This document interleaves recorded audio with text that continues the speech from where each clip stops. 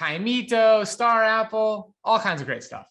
Oh my God, I don't even know what language you're speaking right now, so I think I have to go. All right. Hey, Empowered Vegan Lifers, Ella here with my co-host. Hey, Stephanie. Hey, Ella.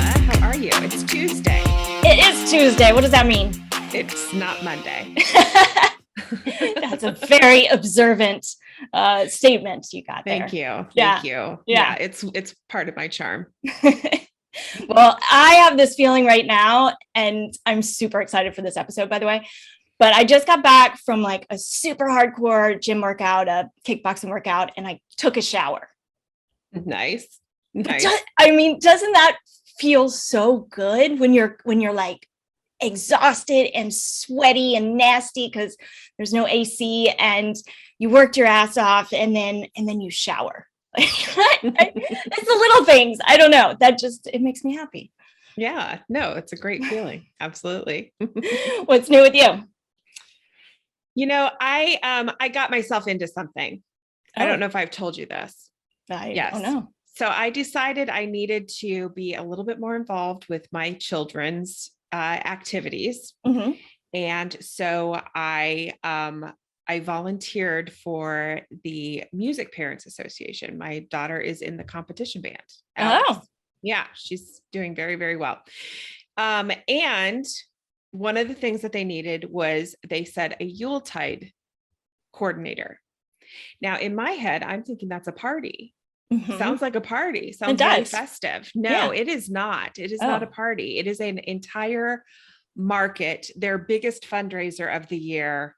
And I am in charge. And this is happening in 6 weeks. So I went from thinking I was planning, a couple hours party. No, it is an entire day community event.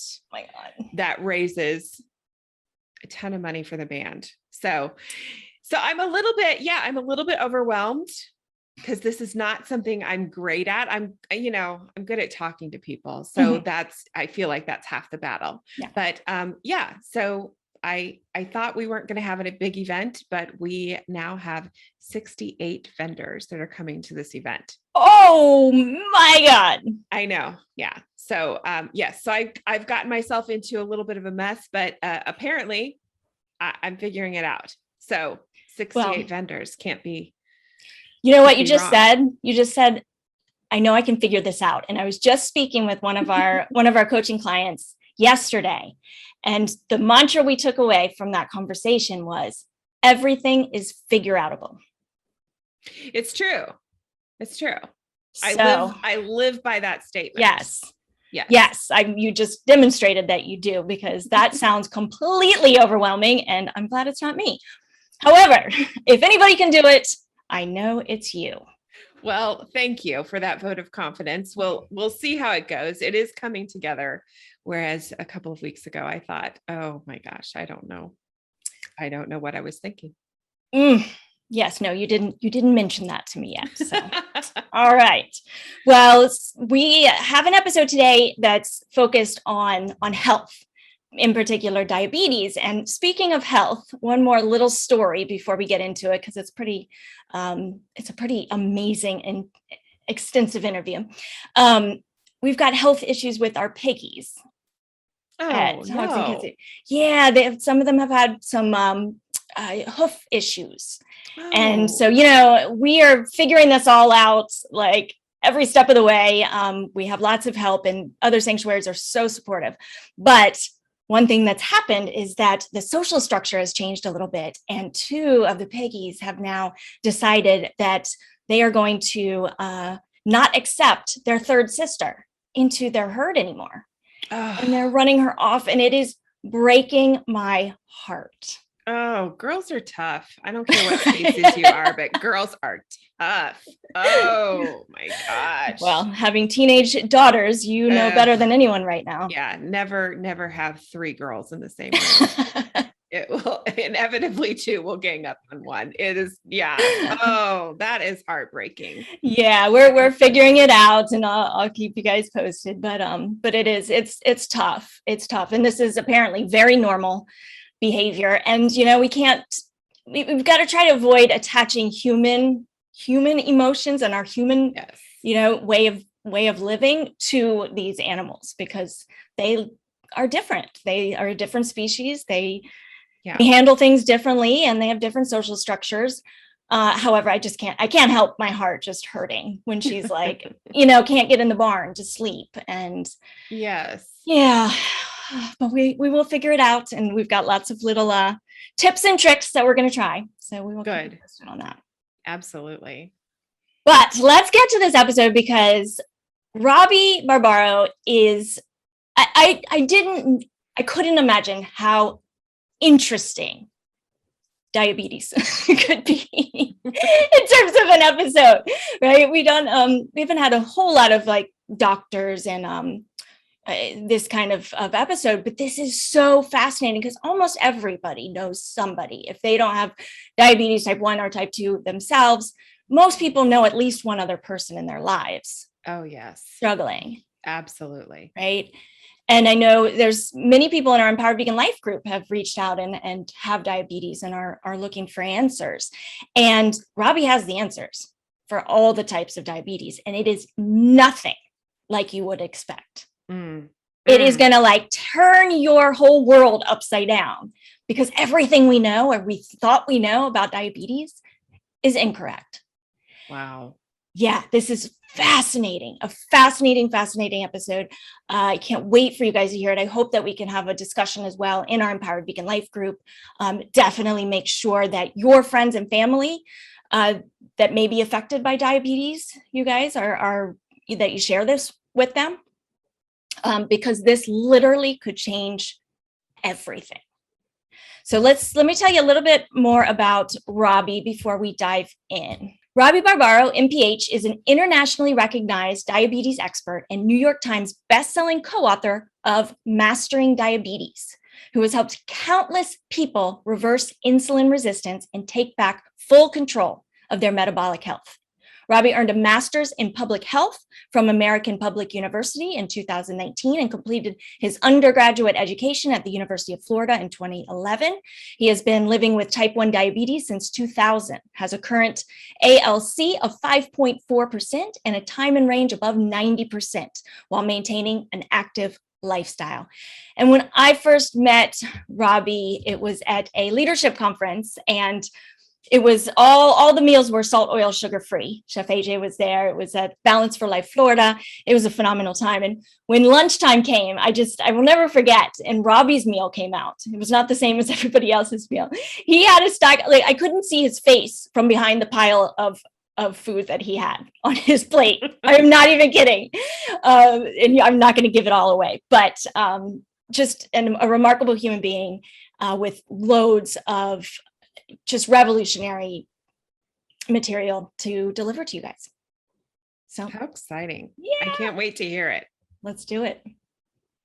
Robby, thank you for joining me. I am so glad to be here. It's so good to see you. I can't believe it's been so long. Yeah, I was just trying to think. We met at the leadership conference, right? Yes, that's right. How long ago was that? I mean, it had to be at least a few years now. Time flies. I mean, I cannot believe it. But that was so much fun. It was a beautiful venue in South Florida. It was just an amazing place, which I'm happy to be living in now. So yes, I can't believe you're in Miami Beach. Yeah. So I'm going to join you at a kickboxing class real soon. Yes, I cannot wait. It's super exciting. The other cool thing I loved about meeting you at the leadership conference is I got to be around you during mealtime. Yes. I got to witness for myself Robby's meals. And when we're talking about like a plate full, you got a plate full. We're going to get into that. We're going to get into it. Some of my favorite things to talk about. Absolutely. Yay. Okay, good. I do like to start with the sprint rounds. Cool. So, I mean, it makes sense for somebody like you to just start us out with sprinting. Right? Exactly. I know. I don't know what other people call it, but I was like, sprint is very appropriate. So I'm gonna call it a sprint prep. Okay. So we got five questions. First thing that comes to your mind. One food you could or do eat every day for the rest of your life. Mango. Done. Your earliest memory. Wow. My earliest memory. See, that's a challenging question because I can think of photos, you know what I mean? Like you look through a family book and I think I remember that, but do you really, or do you remember the photo? And you can't know for sure. And you don't know for sure. So best like, guess. man, what is my earliest memory? Or one of your earliest. I would say it would be at our cabin. I grew up in Minnesota. And so we're living in St. Cloud. Then we had a cabin in Brainerd. So on the weekends, we would go there. And I definitely remember like being on the boat and playing games there. Like my mind just goes straight to cabin experiences. I don't know how old I was, but I remember it. Nice. And that wasn't in the winter, I hope? No, it's beautiful. Summers in Minnesota are absolutely gorgeous. Oh, good. Good. I am the biggest wimp, Robby. When it comes to the cold, somebody can punch me in the face. I'm okay with that. But don't put me in the cold. So I don't know. Yeah, Minnesota. Woo. Okay. What non-human animal do you share the most qualities with? Okay. I'm gonna go ahead and say a lion, just because like I don't know. I feel like I'm ready. I'm in like attack mode right now to a certain point, like in life. I'm just like, I'm ready to go. A lot of things are happening. I'm excited. So I feel like a lion's just out there, like just ready to pounce at any moment. Like I'm here for that. I like that. Okay. What's a random talent or a quirk that you have that maybe most people don't know about? You know, honestly, it's not really random, but it's the ability to pick high quality fruit. Like that's my talent. And I have a knack for that, whether it's coming from the tree or a grocery store, or even people sending me pictures. I'm like, I know that's going to be good. That's not good. So that's my talent. All right. On that note, so what about a cantaloupe? Okay. Yeah, I can absolutely help with that. The smell is going to be key. And also I think I have some sort of intuitive ability. Like I can just look at it and be like, no, that one just doesn't look right.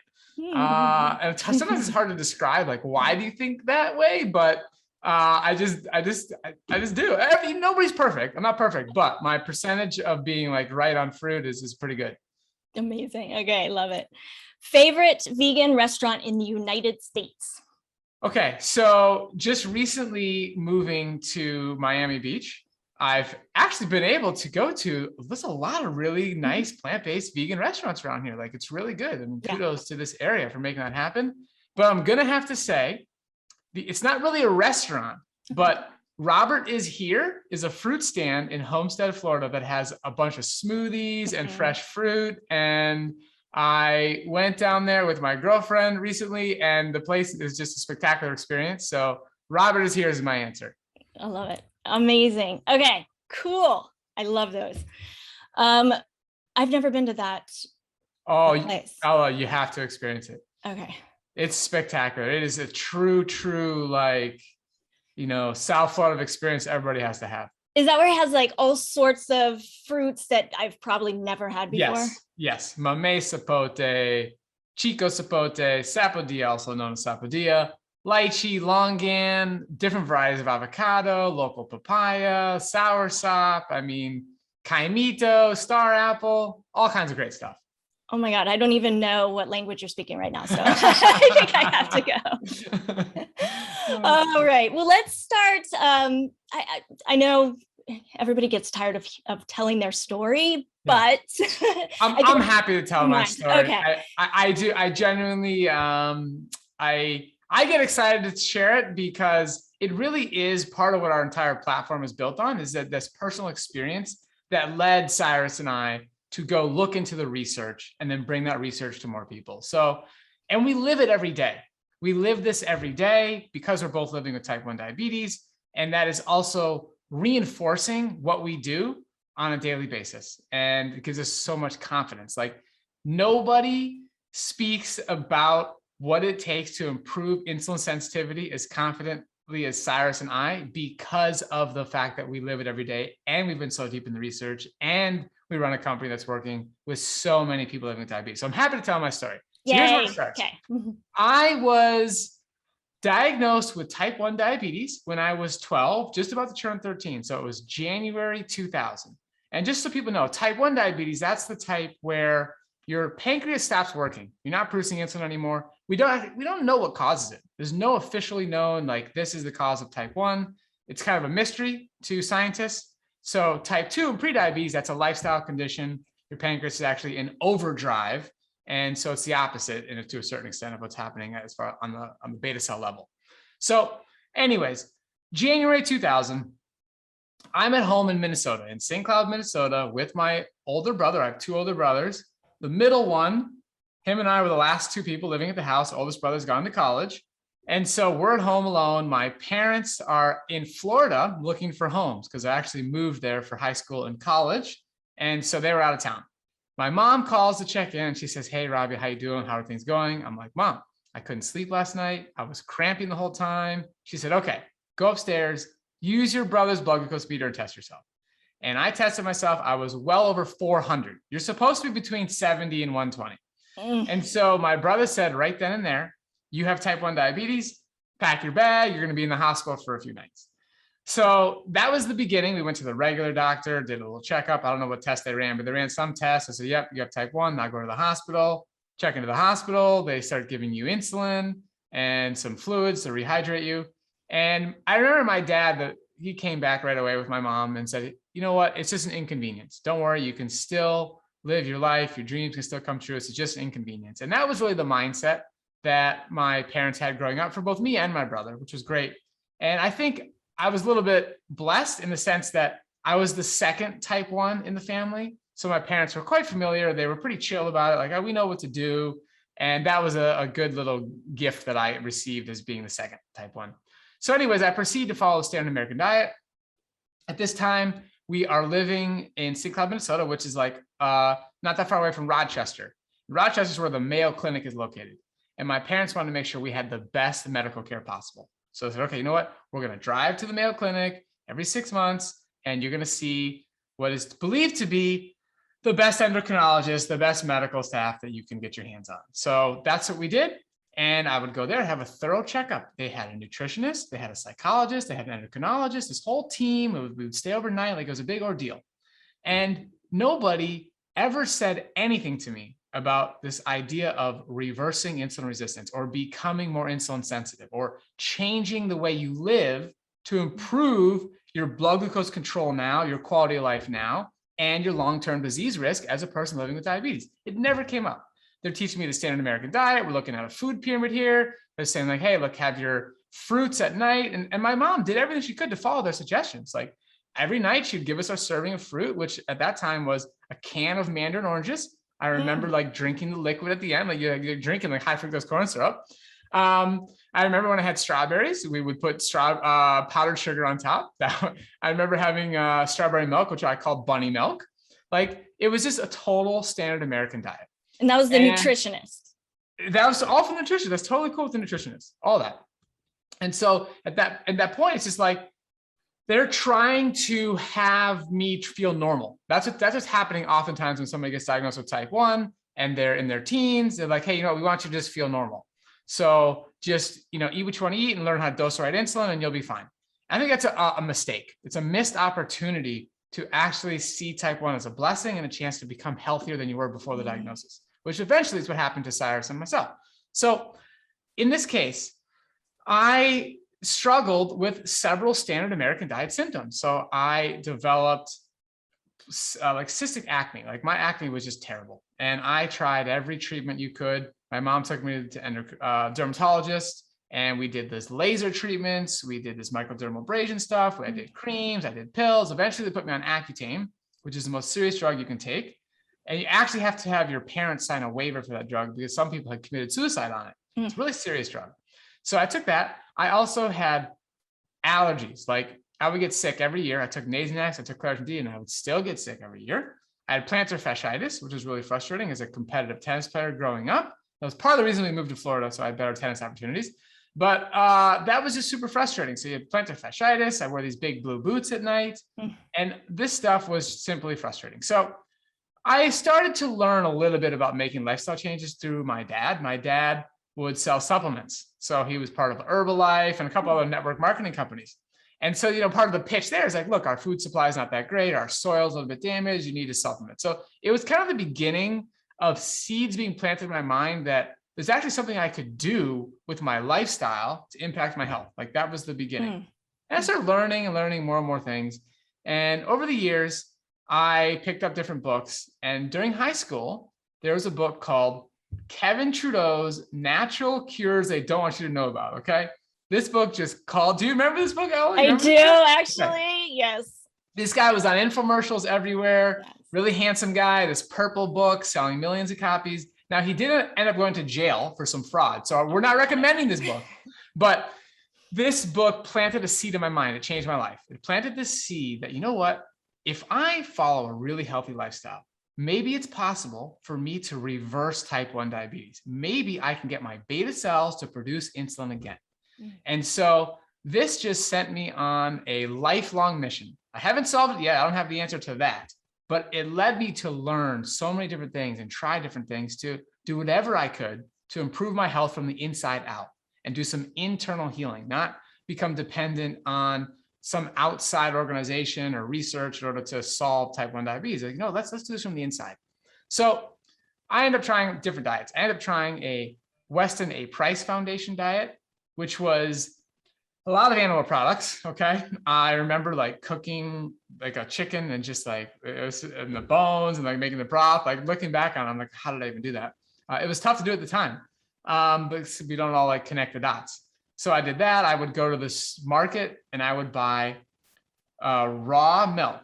Okay. But they had to sell it for cats because you couldn't sell raw milk to humans. So they sold this as raw milk for cats. And I was consuming that. I was eating lots of like grass-fed beef and doing all this stuff.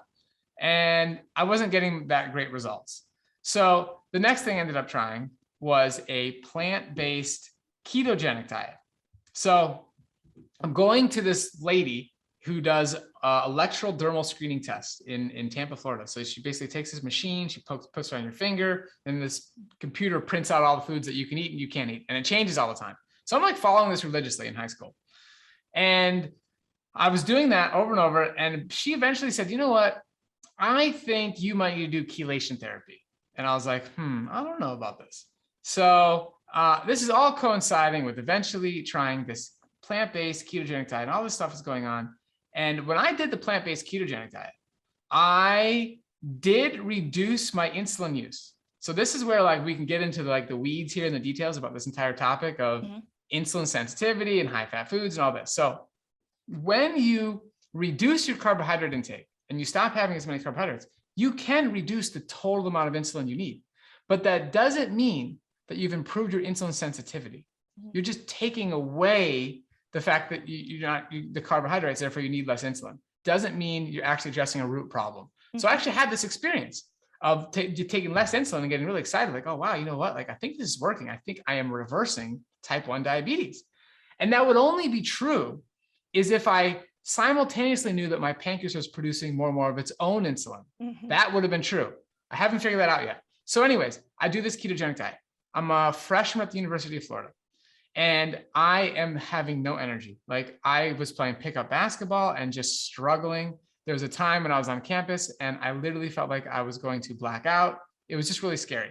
So that's when I called the naturopath back again. And that's when she's like, hey, you might have to do this chelation therapy because this could be some heavy metals going on. I'm like, okay, let me think about it. But right before I committed to doing that, I heard a podcast. And it's funny saying that while recording a podcast because I hope I can change somebody else's life. But I heard a podcast with this guy, Doug Graham, talking about how his approach of basically a fruit-based diet could also help get rid of heavy metals. I'm like, wait a minute, I would love to do that rather than go drive to this place and do some chelation therapy. So I'm like, wait a minute, let me give this a shot. And this guy is literally saying that you can eat like tons and tons of fruit and it's good for your diabetes. It's good for your blood glucose control. And I'm like, I don't know, this sounds exciting. So now, question here. Yeah. So, because up until then, everybody around you everybody thinks it's about sugar. Yes, exactly. 100%. So this sounds crazy. 100%. We are going to get into that. It is absolutely crazy. No question. Okay. So fair enough. So this guy is saying, yeah, you know what? You can have all this fruit and it's going to help cleanse your system and help, eliminate these heavy metals from your body and other toxins. I'm like, okay, like this sounds exciting. I have been avoiding fruit for a long time. Let's see how this goes. So I order his book. So I pre-order his book, and between the book coming out, I start accumulating a lot of knowledge. Like this is in 2006. So 2006, we don't have Instagram. Facebook is like just becoming available to people outside of college. It was just college students at the time. So like gaining knowledge was a little bit different. Yeah. But I'm listening to CDs and podcasts and learning a little bit about this whole approach that this guy's talking about. And this is in September that this starts, September 2006. And then the book doesn't come out till December. So I'm kind of like fumbling around trying to figure it out on my own in between them. But the book comes out. I read it straight through. Like it took me, I don't know, a night or two to read the whole thing. And I'm like, you know what, let me contact this guy and I'm going to do a consultation with him. So I do a coaching program with him. And for 90 days straight, I email him every single morning, exactly what I was eating. And like basically giving him a food diary and updates of what's going on with insulin and all this stuff. And he emailed me back every single day. And we got to know each other well. And I saw an incredible transformation. The first week, I literally ate nothing but bananas. Just bananas for the entire week. The second week, I ate bananas and lettuce. Then the third week, I added in like a cantaloupe. And then the fourth week, I added in watermelon. And I slowly started adding in like 1 or 2 fruits and then doing like all mono meals. Like I still am really, really committed to what I'm doing here. But at that time, like the commitment and the desire to do anything and everything as perfectly as humanly possible to try and heal from the inside was next level. There was nothing I wouldn't do. Right. And so there's this idea that, hey, you know what, if you're having these mono meals and these simple meals, then you are saving a lot of energy in the digestion process. So that's kind of the philosophy here of this group, where they come from.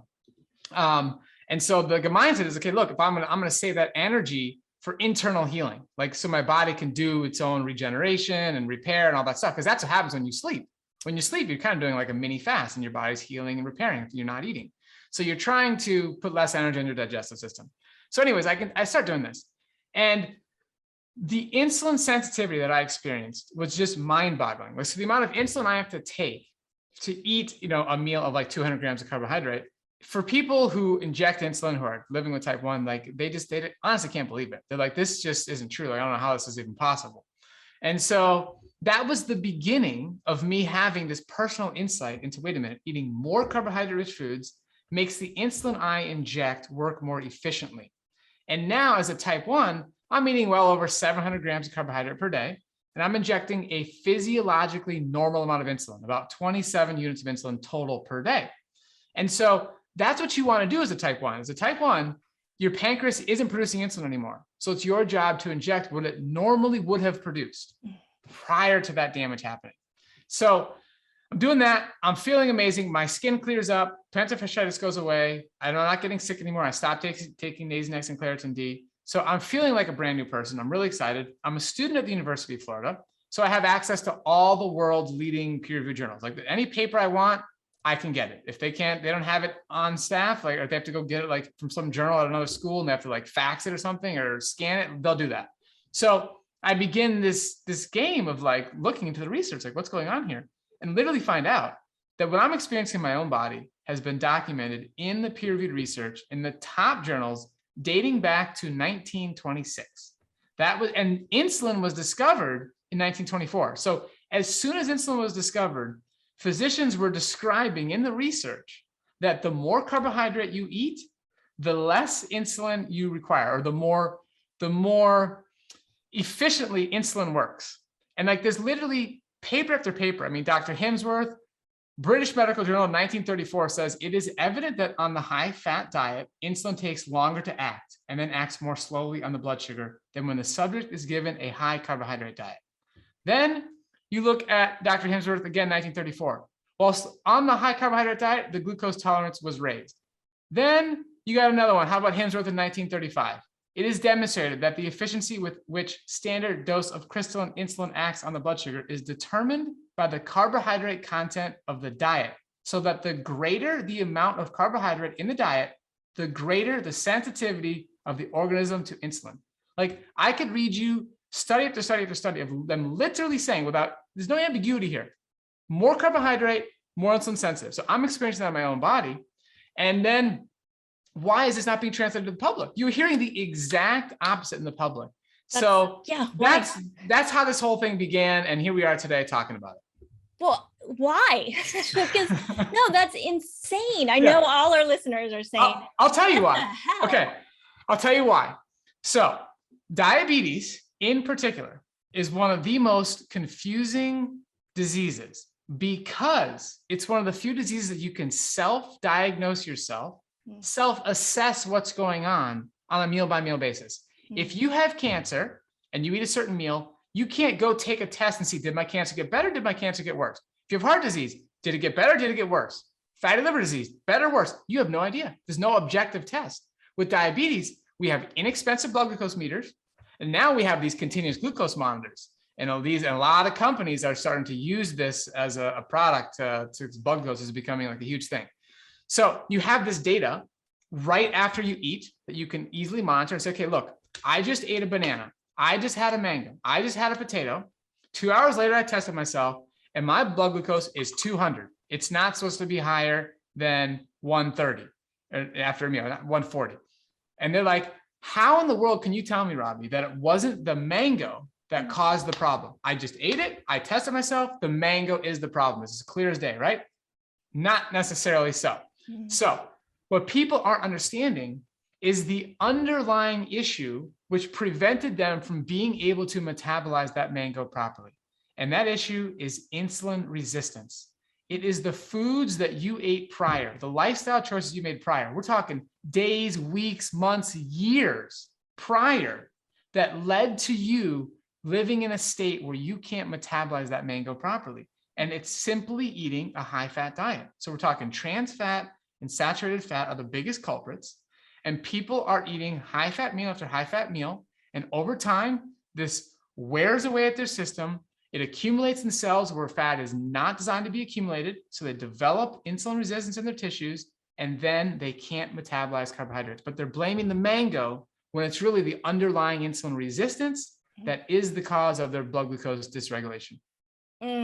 Got it. And you explain all of this in very tons of detail in your book, Mastering Diabetes. Tons of detail, absolutely. Yes, and we will put the link for that, you guys, in the show notes, because I know you're going to want to go back. And I mean, who doesn't know somebody in their life who has type 1 or type 2, more likely type 2 diabetes, which I want to get into, but wow. Okay. It's well over 100 million people in the US alone who have either prediabetes or type 2. So we have diagnosed diabetes around 30 million, and then another 85 million are living with prediabetes, but they don't know it. And do you know the stats from like 10 years ago? Like, have they changed much? Yeah, it's gotten worse. I don't have the exact figures off the top of my head, but it is getting worse. And even the type 1 and type 1.5 diagnosis is also growing. So how we're living, how we're managing our lifestyle, the foods we're eating is not helping us. Okay. And so can you now get into the difference between type 1, 1.5, and 2? Absolutely. Okay. So there are several different types of diabetes. So we'll just go in order of 1, 1.5, 2, and then we'll do prediabetes. Okay. So type 1, this is the type of diabetes where the pancreas has been damaged. Okay, so there's beta cells inside your pancreas that produce insulin. So for you, Ella, you have beta cells that are ready to fire. Okay, you have phase 1 insulin just sitting there ready. When you eat meals, it's ready to go. Your body's producing insulin and keeping your blood glucose under control all day long. There's basal insulin, then you're producing more when you need it. Type 1s, our beta cells have been damaged. It's technically classified as an autoimmune condition. So the beta cells are not producing insulin anymore. And what's the objective way to understand, like, how do you know that that's happening, is what's called a C-peptide test. So a C-peptide test basically is a marker of how much insulin your pancreas is producing. So insulin and C-peptide are produced in a 1-to-1 ratio. They split apart. C-peptide floats in your blood and has a longer life. Okay, its existence in your bloodstream is much longer. So it's easy to test. So you can use your C-peptide test to indicate, okay, how much insulin am I producing? And you want to be above 2. Okay, your C-peptide, you want it to be above 2. A healthy person is going to be there. Type 1s are about 0.5 or less, and mine is 0.1. Like basically an undetectable amount of insulin is being produced by my pancreas. So that's the type 1. Now, type 1.5, this is a confusing condition, and it's not very well understood, and it's causing a lot of problems in the world of diabetes. So type 1.5 is when your pancreas is not producing enough insulin, but it's not been like completely destroyed. It's a slow onset version of type 1. And again, we use the C-peptide test to give us indicators here. And there's also antibodies that are present. So there are antibodies present for type 1 and type 1.5. If those antibodies are not present, then you cannot be diagnosed with type 1 or type 1.5. So, and could this be genetic? You said this is not the lifestyle. Yeah, so what's interesting is there is some sort of genetic component. So there's no question that people are more susceptible to it, and they, based on, you know, family history, but there are people, especially recently, getting diagnosed with type 1 who have no family history. It's just coming out of nowhere. Okay. So it truly is a mystery that nobody has the exact answers for. Got it. But there's antibodies present in type 1, type 1.5. Now, prediabetes in type 2, this is a completely different story because these diseases, these are lifestyle conditions. So in the beginning, when this condition is developing, what's first happening is insulin resistance has set in. So insulin resistance, that is your body has a diminished ability to take glucose out of your bloodstream and into your cells. That's what insulin resistance is. So insulin's primary function, it does a lot of things, but its primary function is to take glucose out of your bloodstream into your cells so you have energy. You can fuel the cells. But when you eat too much dietary fat, and that fat gets built up inside your muscle and your liver cells, that prevents insulin from doing its job. Its job is to open the door. So imagine insulin is the key. It's going to go into the lock and it's going to open the cell and boom, it can go in. But if you have gum inside the lock, then the lock's not going to work and you can't really open the door very well. Okay. It's going to be a challenge. And that's what's happening with insulin resistance. So people with prediabetes and type 2, they're eating high fat diets. They are becoming more and more insulin resistant over time. And they begin to produce excess insulin. So it's the opposite in this type 1, type 1.5 situation. They're trying to overcome this insulin resistance state. So the pancreas says, oh, produce more, produce more, produce more. See if I can jam it in there, jam it in there. And to a certain extent it can.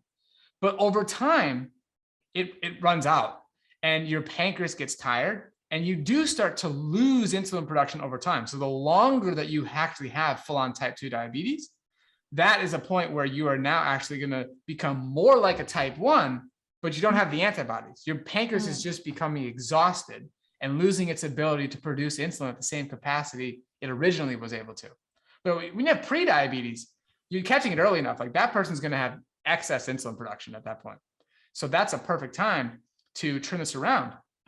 So you have that for prediabetes. And gestational diabetes is similar in the sense that the root problem is that there's high fat diets leading to excess insulin having to be produced, and it can be reversed. So we write about gestational diabetes in the book as well.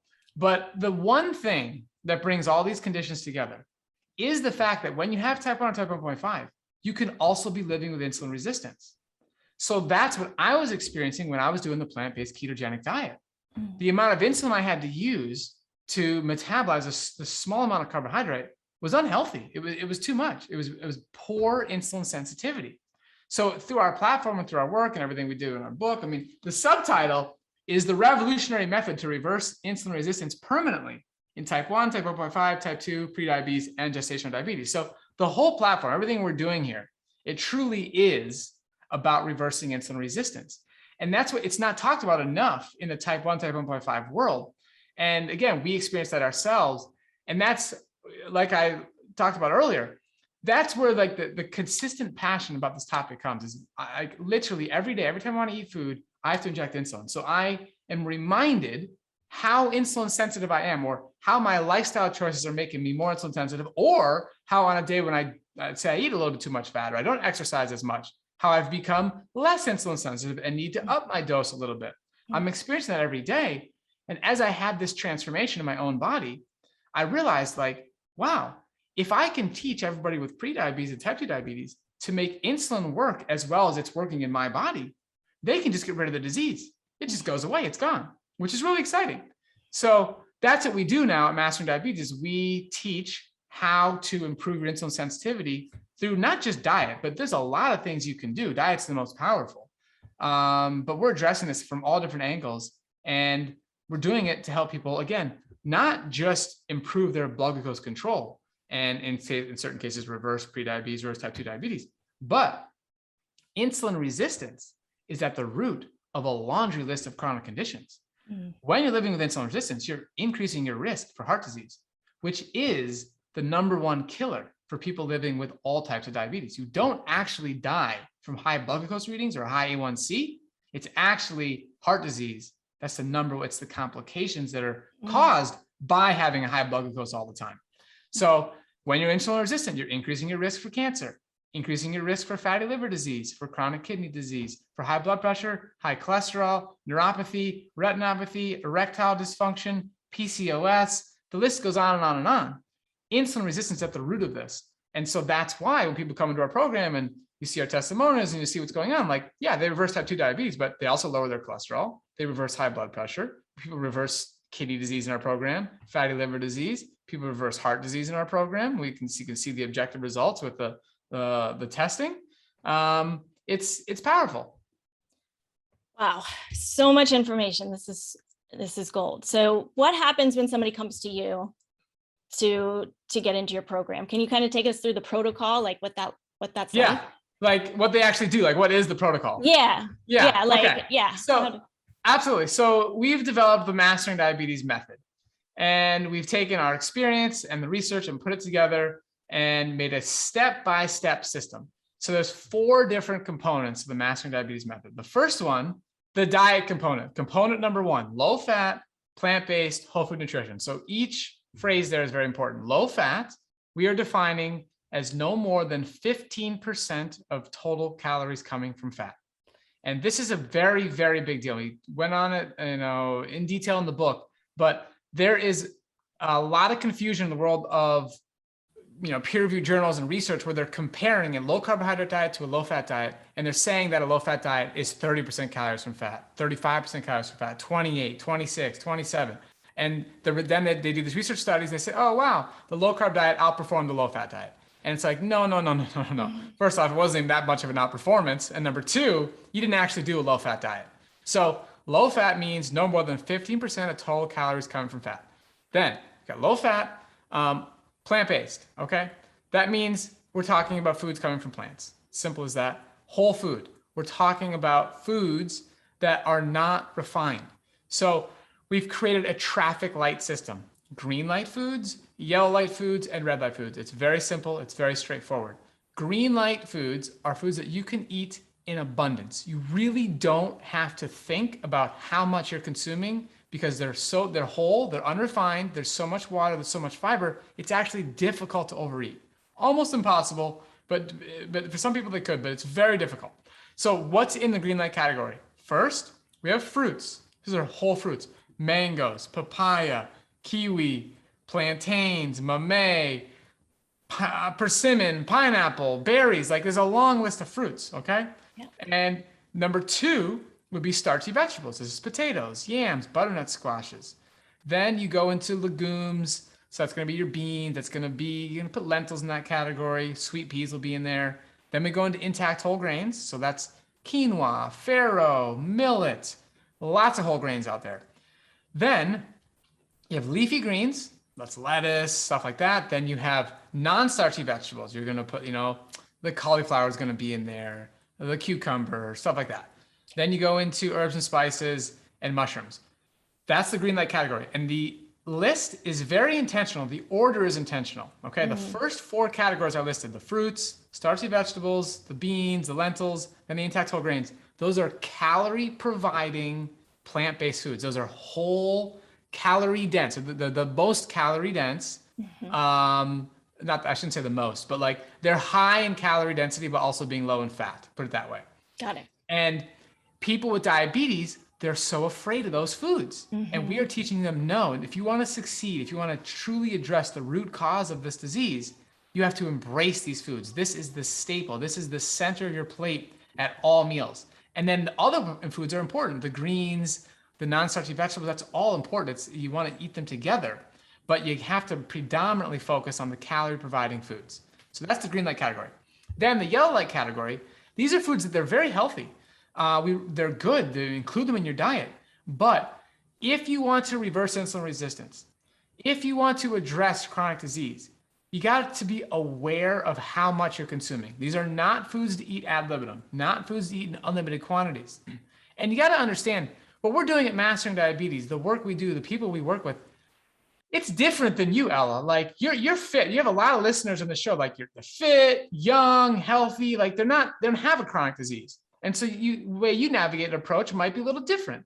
But when you have a chronic disease, right, and you're talking about type 2 diabetes, you're talking about high blood pressure, high cholesterol, like all these diagnoses, what it takes to get out of that is a heck of a lot different than somebody like you who's just maintaining and already healthy.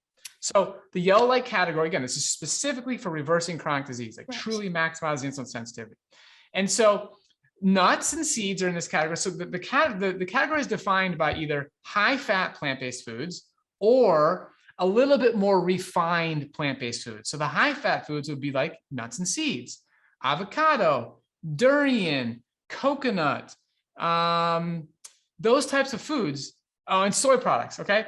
So edamame is the most whole form of soy that you can consume. Mm-hmm. Then you go to tempeh, then you'd go to tofu. Okay. Those are the hierarchy of soy products, but they're all about 40% of calories coming from fat. So they're just a little bit higher in fat. So you have to be cognizant of that if you are on this journey of maximizing insulin sensitivity and reducing that fat intake. And again, those are healthy foods. Include them, enjoy them. Same thing with the nuts and the seeds.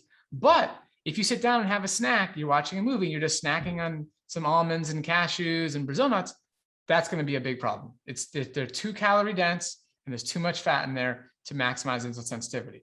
Now, the second part of this yellow light category, that would be refined foods. So we're talking about, we put bread in this category. So something like a really clean, sourdough bread or millet bread that was made locally, something like that. It's a good product. Like that's fine. Like we see it, like long-lived people, that's been a healthy staple for a long time. But it's not as good as the whole intact food. It's as simple as that. So eat millet rather than millet bread as many times as you can. All right. We put fermented food in the yellow light category simply because of the sodium content. Again, I can't reiterate enough. There's fermented food, lots of good research, lots of benefits, that's great. We're just saying, don't go to town on it. You don't want to overdo that. Especially again, people come to us, they have high blood pressure. Okay. Sodium is something to pay attention to. So that's the yellow light category. Then we go to the red light category. These foods we're suggesting you either limit or you avoid. All right. These are foods that are not in any way, shape, or form going to improve your insulin sensitivity. So in this category, we put animal products of all types. So that's white meat, red meat, fish, seafood, animal protein, not going to support you. Oftentimes comes with a package of also being quite high fat. Also comes with, concerns of IGF-1, toxins, as far as, the accumulation of toxins in some of these food products. So animal products are off the table there. Then we put oil in this category. Oil, is not going to be good for somebody trying to lose weight, somebody trying to maximize insulin sensitivity. Our suggestion is to eat the whole food. Eat some olives. Have some of those some of that coconut in there, okay? Have some avocado. You don't need avocado oil. You don't need olive oil. You don't need those to get the benefits that you see a lot of people talking about when they talk about the Mediterranean diet. Look at the research where people did include some olive oil. You don't need olive oil. Have some olives, okay? So that's what we're doing with that category. And then the processed food. So again, I'm all about saving animals, saving the environment, all that stuff. But again, you're trying to reverse a chronic disease. Beyond Meat's not the best option. You gotta learn how to make a beet burger. You got to learn how to, have your burgers, have your pizzas, have that flavor and that joy of food with whole foods, which you totally can do. Mm-hmm. And it can be a lot of fun. So of course, then the obvious processed stuff, Twinkies, all the garbage that's in the red light category. Oreo, vegan Oreo cookies. Yeah, exactly. It's just not going to support health. It's not going to support health. Yeah, no, this is fabulous. And it's interesting because yes, we're talking about, ultimately life or death for people. Absolutely. 100%. So it's like, okay, how much is your life worth? Yes.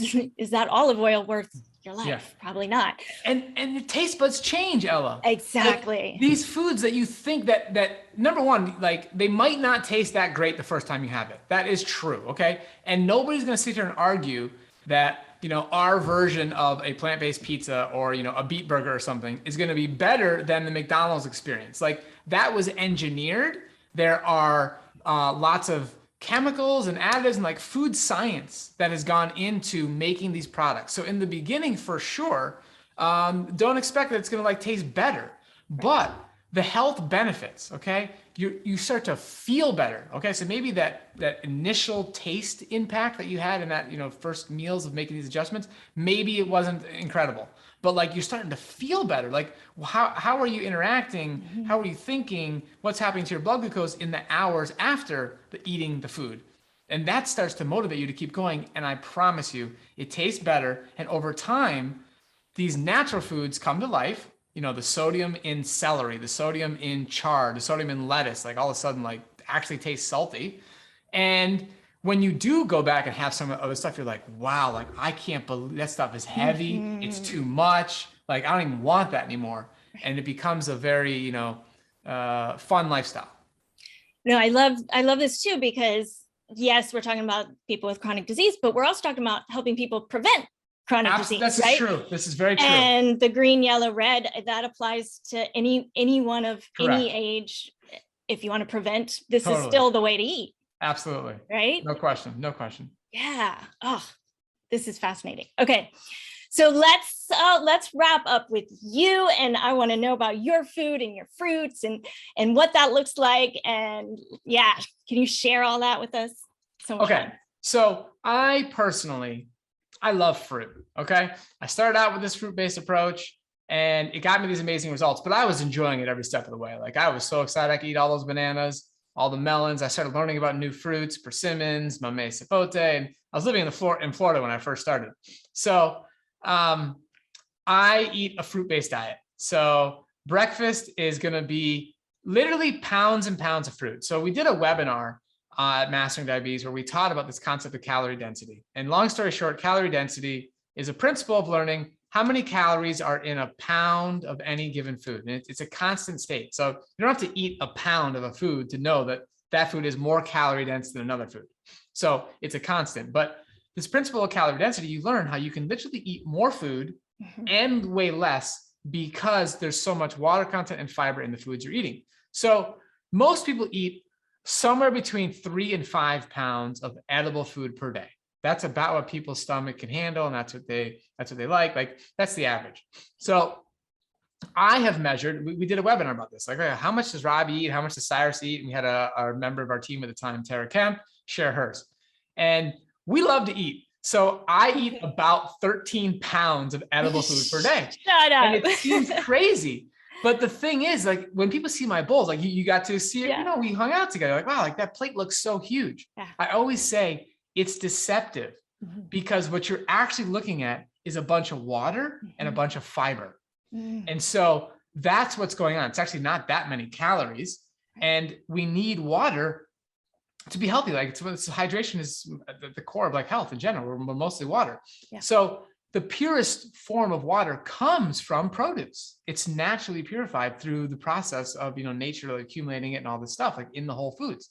So getting water content from your food is a great idea. I still consume a lot of water during the day. It's important, but getting as much as you can from your food is important. So I just literally have piles of fruit, breakfast, lunch, pre-dinner, dinner. And I'll occasionally have a little bit of baked potato or steamed potato. I like steamed stuff more than baked because it's less advanced glycation end products. It's more water rich. I'm always about the water rich foods, even if it's a soup or something.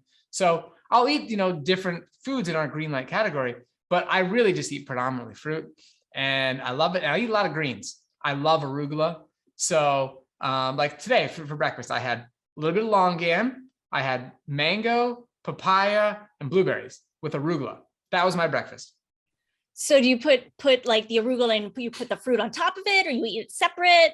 Okay, good question. Yeah. So I love arugula. I just eat it plain. So I keep the arugula by itself, the fruits by itself, and I'll just like grab it with my hand and eat it. Like you will commonly see me walking down the street with a box, like a bag of arugula, just eating the arugula. Like people joke about it all the time, but it gives me a good kick. Arugula has a kick. I love it. Does. chicken It's like a little nuggets. peppery. It's Absolutely. got a little spice Absolutely. in there. Yeah, It's delicious. totally. Our rabbits for love sure. it too. Yeah. And then 100%. I had mamey sapote. I had that for lunch today with some plantain. So the calorie density is very important. So mamey sapote has about the same calorie density as potatoes, which means it's very satisfying. Whereas things like berries and melon, they're very low in their calorie density. So you have to eat more of those to feel satisfied. Right. So this is a great exercise that we teach people through Mastering Diabetes to really understand that, because like, oh, the people are like, oh, wow, I ate this fruit, but I'm hungry later, like I'm starving. So the vegan diet didn't work for me, or I need more protein. And it's like, no. You just didn't eat enough food. Right. So we teach people that. But yeah, I do that. And I like to walk a lot, Ella, and that improves my insulin sensitivity. That's really that's the name of the game for me. So very simple diet. It's honestly, my recipes, my meals have like 3, 4, 5 ingredients, sometimes 2, sometimes 1. Like this is not, I don't like spending time in the kitchen. That's just my own personal choice. I want to keep it simple. And my meals are crazy simple. Rarely do I use a recipe. I just eat what I have, and it's very simple. Oh, I have one more question. Yeah. What about smoothies? Okay, so smoothies, when you first start the program, all right, and you're more insulin sensitive, you might struggle to see the blood glucose readings that you want to see because of the smoothie. Like it might spike you a little bit. And that's simply because the fibers have been altered. Okay, so imagine you have a block of ice the size of a car. Okay, it's like let's call it a Range Rover block of ice. It's sitting on your front lawn, okay, and the lawn in front of your house. Okay, so it's a hot day. This block of ice is going to take all day to melt. Okay, it's huge. It's a gigantic block of ice. So that's a whole food right there. Now imagine if you took a blender and you just blended up the whole thing. So you have these million shards all over the place. It will dissolve into the grass immediately. It'll take like 10 minutes. These little pieces will just dissolve into the grass. That's what happens when you blend up the fibers. You're increasing the surface area and it's getting into your bloodstream very quickly. Whereas when you have that whole package, the fiber and it's in this structure, this 3D complex structure, the pace at which that goes into your bloodstream is much slower. And that's why chewing the whole foods, having whole foods is ideal. But let's not go on some like crazy stance here being like that smoothies are bad. They're absolutely not bad. Like these are great. Like they're convenient. Just try and eat them a little slower if you're insulin resistant, and add some greens if you can. Try and eat it with a spoon. That helps. That'll slow you down. And sometimes take a break. Let's say you have half the smoothie right away, then just set it aside and come back in 20 minutes and finish it. Like just space it out, and you'll be fine with your smoothies. Okay, now I always tell people to chew their food to a paste before swallowing. Is that like I say, make a smoothie in your mouth, and now I'm questioning myself because no, that's perfect. Making a smoothie in your mouth is totally great. Okay, good. People think it's gross, but it really is it's a great thing. Okay, tell us what your projects are right now, how people can get involved if they need your help. Yeah. Okay. So pick up the book. There it is. There's the book. So that you can find anywhere. Amazon, Barnes & Noble will have it. You can get it on Audible. If you've never opened up an Audible account, you can get it for free because your first book is free. So check that out. We read our own audiobook, which is super fun. So we added some extra stuff in the audiobook in the beginning of the chapter, some new content that had to come out before we finished the book. So all that stuff is in there. Cool. Then we have a summit, a blood sugar revolution summit. Okay. It starts in early November. And you just go to masteringdiabetes.org. You'll be able to register. And we have a bunch of amazing experts. It's all free. And you can learn how to maximize your insulin sensitivity and have a lot of fun doing it. Fantastic. Robby, this has been so much fun. So I learned so much myself. Thank you so much for being here. Good. Thank you so much for having me. It's so great to see you. I can't wait to come to the kickboxing class and get my butt kicked by you. You are so inspiring.